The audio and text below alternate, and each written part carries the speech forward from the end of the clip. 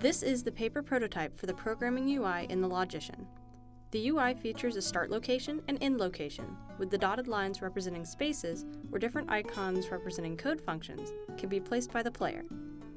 Below this section is a control bar with play, pause, and skip controls. To the right is a bank of icons the player can use to create their code. More icons can be revealed by tapping these up or down arrows. Certain icons can only be used by certain items. Let's program using the watering can. Both an image and the name of the item is shown. Because you can't hoe with a watering can, that icon is disabled or completely removed in the digital version. Now, the player can move the watering can one space to the right, and then water it by placing these icons.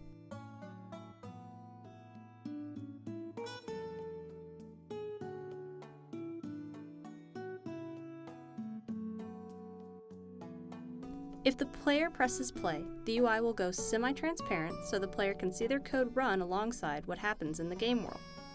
Each icon will be highlighted as the code iterates through.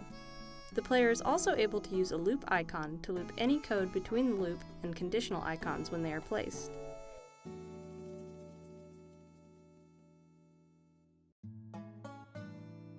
Here, the user has realized they have created an infinite loop. Let's take a look at a more complicated program.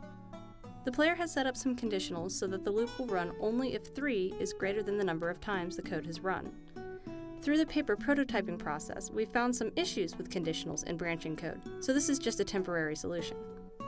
Now, let's say the player wants to iterate through their code step by step to make sure it's working properly. The player can pause the code, then press the skip button to go to the next icon and stop. They can then press the skip button as many times as they need to make sure the loop is running as they'd like.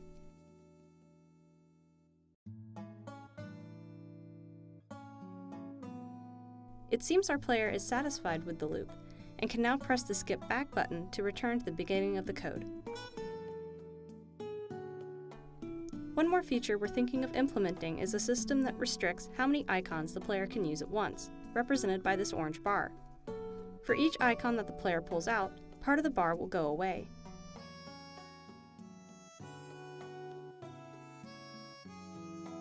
When the bar is empty, the player can't add any more icons.